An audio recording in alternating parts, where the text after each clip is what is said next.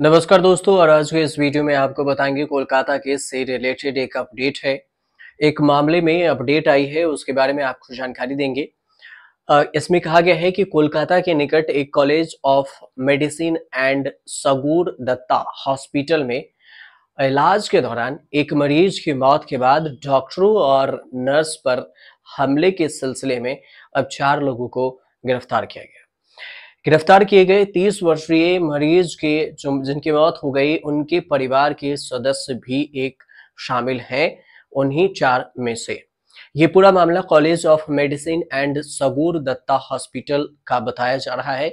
और यहाँ पर विरोध प्रदर्शन के भी यहाँ भी जब ट्रेनी डॉक्टरों के रेप और मर्डर की कांड घटना हुई थी, तो उस कांड में भी यहाँ विरोध प्रदर्शन हुए थे।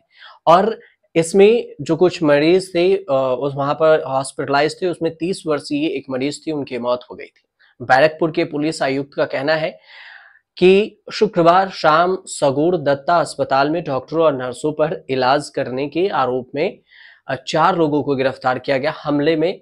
और इस अस्पताल में अधिकारियों को शिकायतें मिली थी कि अस्पताल से सीसीटीवी फुटेज को सबूत के तौर पर जब्त किया गया है।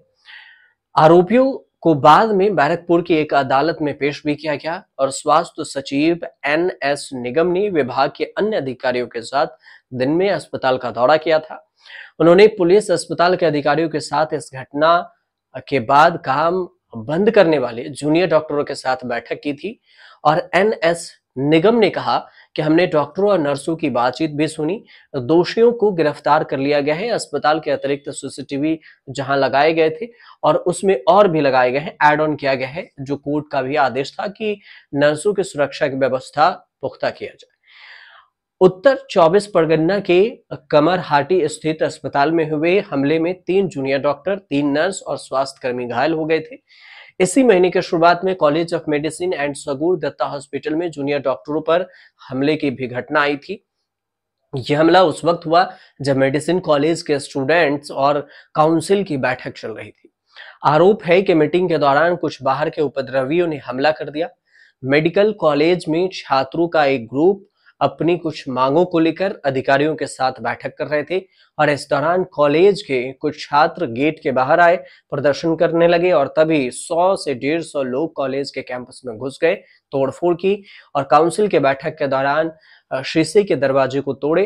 प्रिंसिपल का आरोप है कि बैठक के दौरान कुछ छात्रों ने हंगामा शुरू कर दिया और शीशे के दरवाजे को नुकसान पहुंचाया। इस घटना की सूचना मिलते ही पुलिस पहुंची, जिसके बाद इस मामले को नियंत्रित किया गया। तोड़फोड़ कॉलेज हॉस्टल की कमी और हॉस्टल के अलॉटमेंट के मुद्दे पर हुई थी कि हॉस्टल में और कॉलेज में कुछ कमी है। ये तो मामला इधर का था।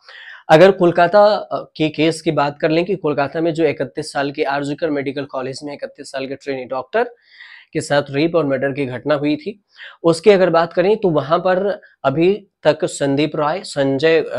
संदीप घोष को और संजय राय को के अलावे जो 2 हैं, 3 और आरोपियों को गिरफ्तार किया गया है।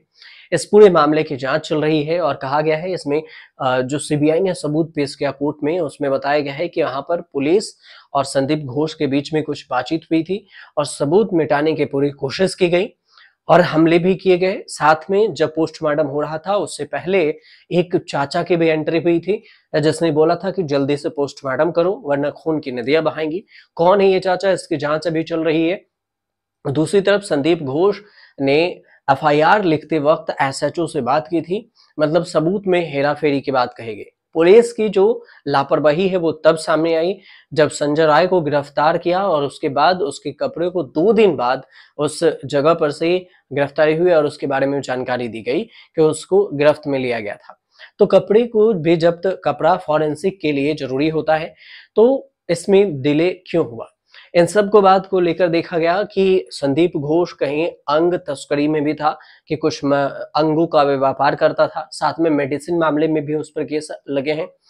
तो इन सब चीजों को लेकर अभी सीबीआई इस मामले की जांच कर रही है। कई सारे खुलासे सबूत मिटाने को लेकर हो रहे हैं। और इसमें 30 सितंबर को जो सियालदह कोर्ट में उसकी पेशी है, जो गुजरात में नार्को टेस्ट कराने के बाद सीबीआई कह रही है।